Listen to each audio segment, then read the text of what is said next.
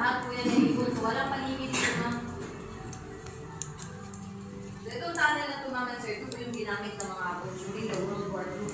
They use this as their hideout, itong tunnel na ito. So kasama nila yung mga na-capture nila na Filipinos, ginawa po yung alipin, ginawang slaves. So yung mga Pinoy, sila nagbuhay nitong tunnel na ito. They dug this tunnel for 2.5 years, day and night, wala yung pahinga.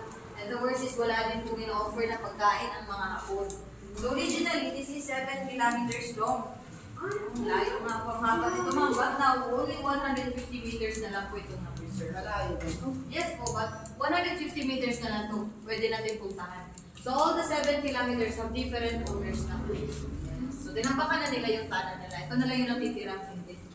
So ito yung praying room, yung may golden Buddha. Sa kabila naman po yung meeting area nila. So itong statue na to, this is the actual size and height of the Japanese army. So mababa lang sila noon.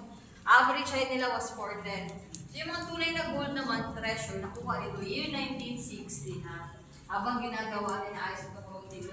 So under the Japanese and Philippine Friendship Highways program, they discovered and they found inside this tunnel the tons of gold of Cambodia. So sila na po naghati-hati nun, sir, na mayahay na sila ngayon.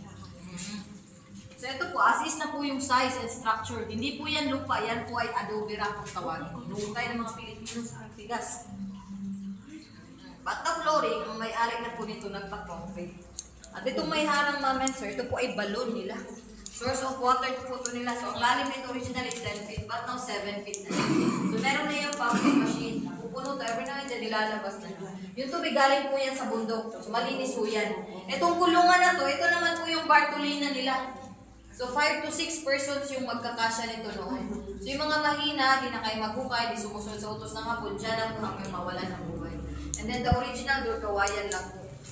Marami talagang buto ng tao ang nakita dito. And then lower your head po, lower your head. Yan, may makikita na po kayo mga minerals. Yan, bawal hawakan po yan, mga so yan po yung tinatawag na stalactite. Ay, bawal. Stalagmites, namamatay po yan pag nahawakan ng tao. Kasi yung oil po sa kamay natin, sa kanila, acid. Para po yan silang melted candle. Yan.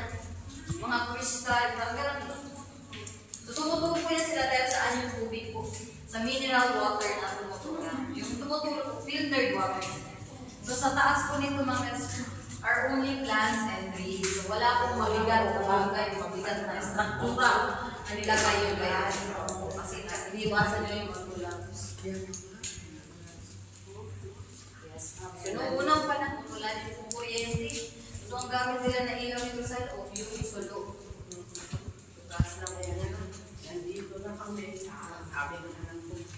Punta tayo sa natin na.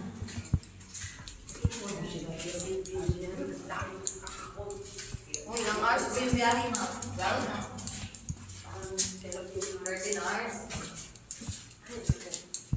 Yan po sa gilid naman, makikita nyo, mayroon po dyan. Yan po yung storage room nila or armory. May mga bagay-bagay po dyan na original pa po.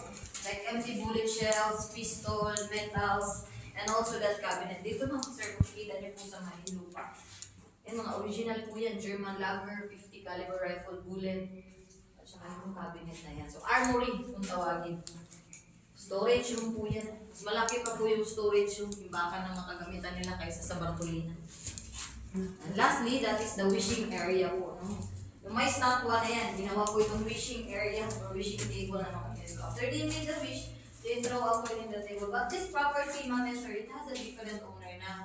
Iba po yung may-ari nito po. Kaya yung may-ari, nilagyan po talaga ng harap. Para di tayo makapasok. Kasi nilagyan niya po ng mga pag-TV. Kuha na po. Ano ba?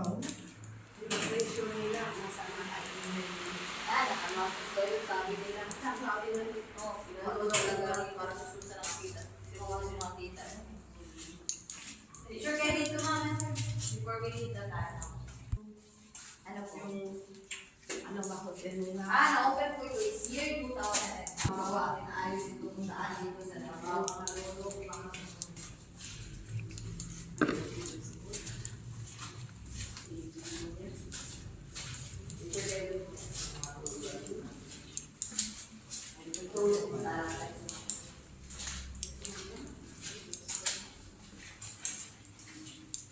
Ito pa natira na ng service.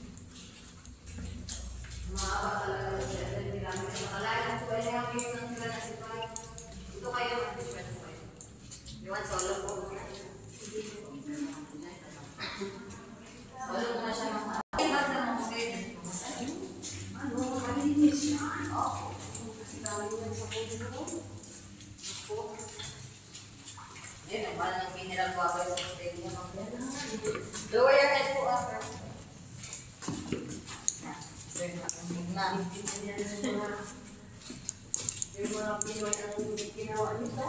Opo. Yung iba, ilang binaya dito sa loob, kaya ang bisan.